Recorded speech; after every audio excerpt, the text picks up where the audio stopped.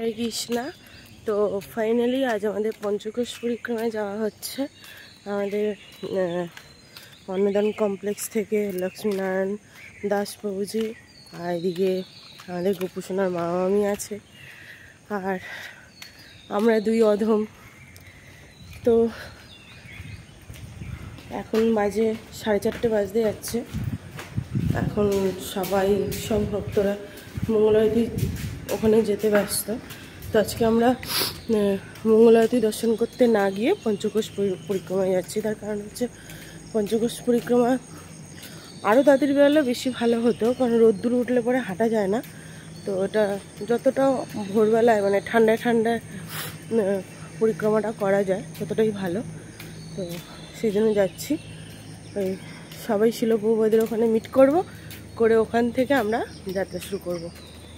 দেখতে পাচ্ছ চন্দ্রদেব মন্দিরের পাশ দিয়েই যাচ্ছি, আর আমাদের প্রভুজি জপ করতে করতে যাচ্ছে মুহূর্তে। হরি বল প্রভুজি, হরি বল। তো চলো বাকিদের সাথে গিয়ে মিট করি।